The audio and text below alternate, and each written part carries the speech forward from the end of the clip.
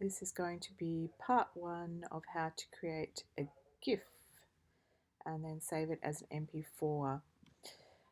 We're going to start off in the bridge, so make sure you have the bridge opened and you have your selected files in a folder like I have here. You all should have taken numerous photographs of your collages by now, and you'll have them all along here. Mine are upside down at the moment, and I'm going to show you how to align each of those before we actually create our GIF.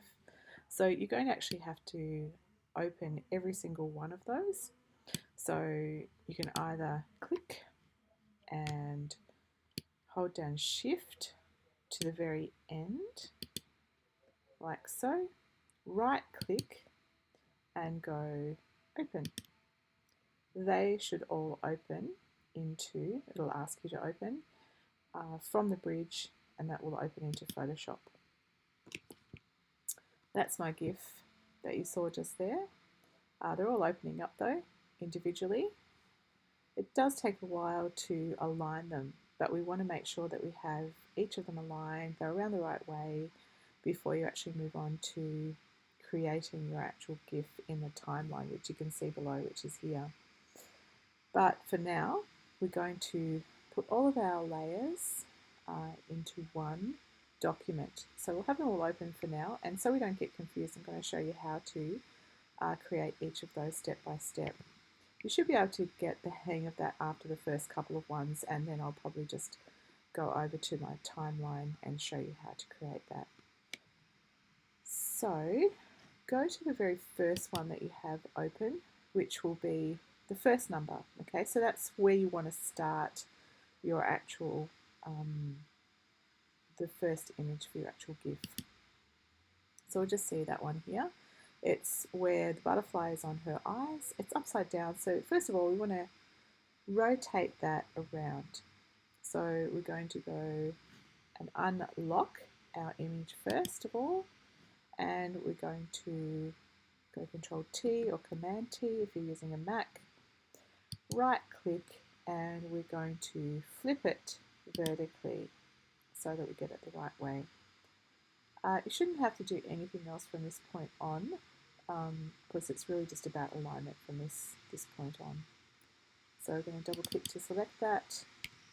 You're going to also bring some guides over, because what you'll probably find is that each image, if you haven't taken it carefully enough, and I haven't done that myself, you'll need some guides, because what we'll do is we'll end up cropping some of the sides out. So I'm just going to guess at the moment, and I'd like you to all do this. Just bring some guides, maybe about, it'll end up being about 1 centimetre in from the page. We may have to change that later, but we'll just start with that point at the moment.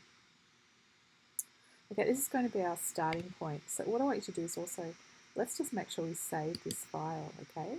So File, Save As.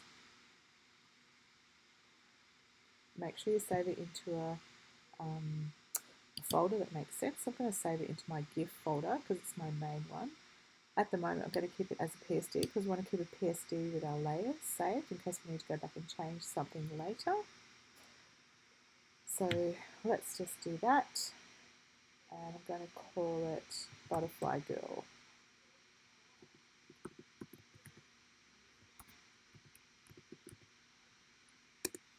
Okay. Now at this stage I need to move on to my next image, which is where the butterfly has slightly moved. So I'm going to go to that one. I'm going to unlock it again over here. I'm going to go Control T or Command T and flip vertically, double click to accept, and then I'm just going to simply drag that into Butterfly Girl and align that over the top of my other one. Now I can't see what's underneath, so notice that we've got 0 layer and we've got layer 1 here. I'm going to change the opacity of layer 1, that's the one sitting on top currently. Just going to bring that down so I can see what's happening underneath it, and I can align it as best as I can. If you'll notice, the heads are not aligned. The little mountain in the background, the moon's not aligned. So what we want to do is we want to move that so that those areas by themselves are aligned. You can use the arrows on your keypad to move that in more increment settings. Now you'll notice that I'm still struggling to get that quite right. So it probably means I need to change or adjust the size slightly. So I'm just going to go Command T or Control T. Don't forget to hold down Shift.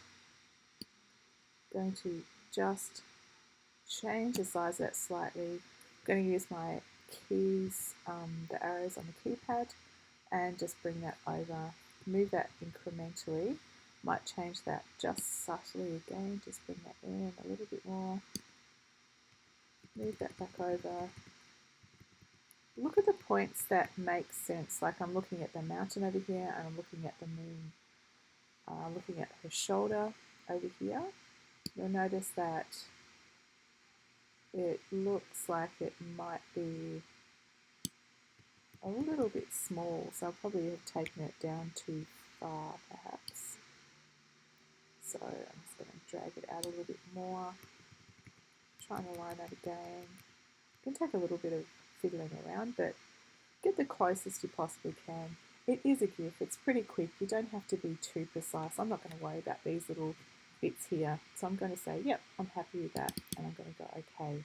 Now you'll notice that if I turn the bottom layer off, you'll notice that that line at the bottom has moved up, so that it no longer actually meets that guide right down the bottom there, which is why we'll probably have to bring that up at some stage to this point.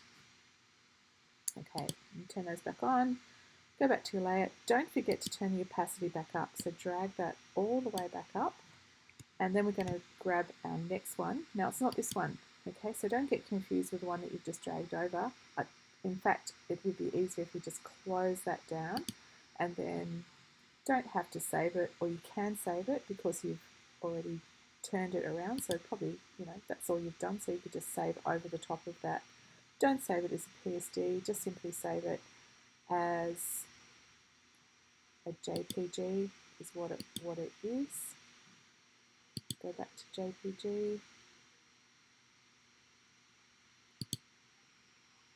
JPF, I don't want 2000, just simply keep it the name that it was and just save over the top of it. It will ask to if you want to rewrite over the top of it, just go replace. You can skip that section if you want though, you don't have to. In fact, you could just ignore it next time. That's just if you want to save it with it rotated. Go to your next image and we're going to do exactly the same thing.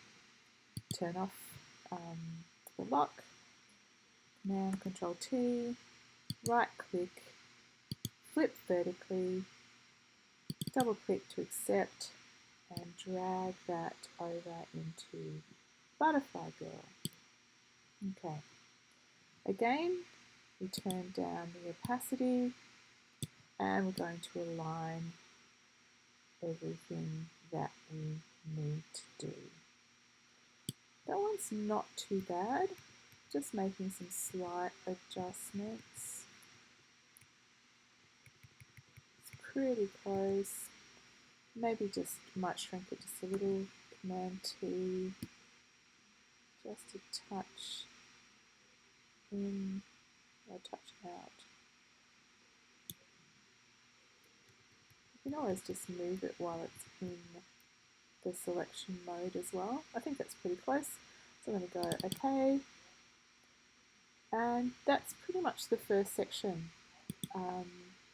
Going to turn the opacity back up, close that one down. Let's not save it this time for speed of what we're doing. So we've got 3 layers there currently. Finish off for the rest of your layers. You should have at least 10 layers. If you've got more, that's okay. And we're going to finish off this particular exercise for now.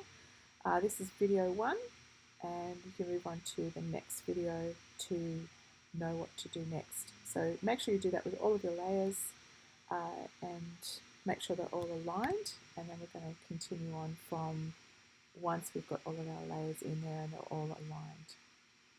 Okay.